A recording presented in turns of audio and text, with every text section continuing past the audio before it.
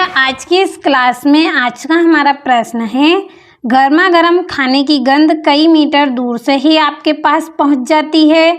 देखिए ऐसा क्यों होता है कि जब खाना गर्म होता है तो उसकी जो सुगंध होती है वो देखिए कई मीटर दूर से ही हमारे पास पहुंच जाती है।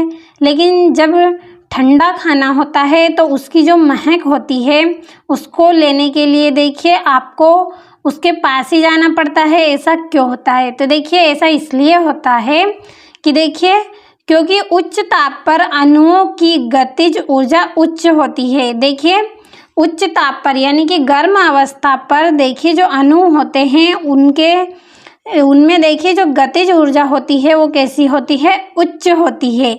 इसलिए विसरण की दर उच्च हो जाती है। इसलिए क्या होता है? विसरण की दर उच्च हो जाती है। और देखिए दूसरी ओर निम्न तापमान पर विसरण की दर कम होने के कारण देखिए दूसरी तरफ क्या होगा कि देखिए जो विसरण की दर है वह कैसी होगी? कम होगी। किस पर? निम्न तापमान पर।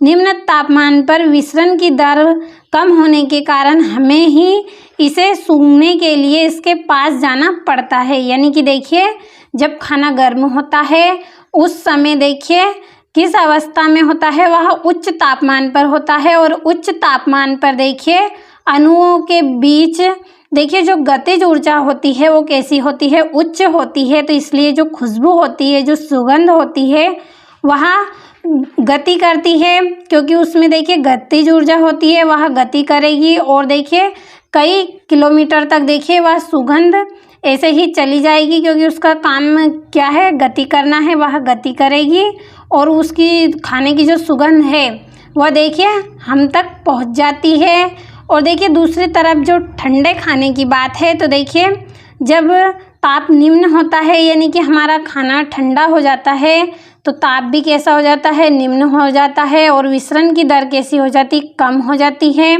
और ठंडे खाने में देखिए जो गतिज ऊर्जा होती है वहाँ बहुत ही कम मात्रा में पाई जाती है। तो इसलिए देखिए जो खाने की जो खुशबू होती है वह कई मीटर तक हम तक नहीं पहुंचती है। उस सुगंध को सूंघने के लिए हमें ही खाने के पास जाना पड़ता है। तो इसलिए ऐसा होता है। देखिए आपको अच्छे से यहाँ पे समझ में आया होगा कि जब खाना गर्म होगा उसको ताप ज़्यादा मिलेगा और उसके बीच जो गतिज ऊर्जा होगी वह क्या करेगी? जो खाने की खुशबू है उसको दूर तक फैलाने का कार्य करेगी।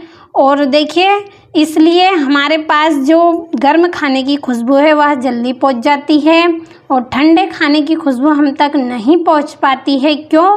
क्योंकि देखिए हमारा जो खाना है उसको उच्च तापमान भी नहीं मिलता है और उसमें जो गतिज ऊर्जा होती है वह गति करने योग्य भी नहीं होती है, वह खुशबू को फैलाने का काम भी नहीं करेगी। तो इसलिए जो खाने की सुगंध होती है उसको सूंघने के लिए हमें ही जाना पड़ेगा किसके पास? ठंडे खाने के पास। तो इसलिए ऐसा होता है। मुझे उम्मीद है कि आपको अच्छे से समझ में आया होगा। तो आप अच्छे से स्क्रीनशॉट लीजिए, अच्छे से अपनी कॉपी में आप नोट कर लें और अच्छे से आप कंप्लीट करें।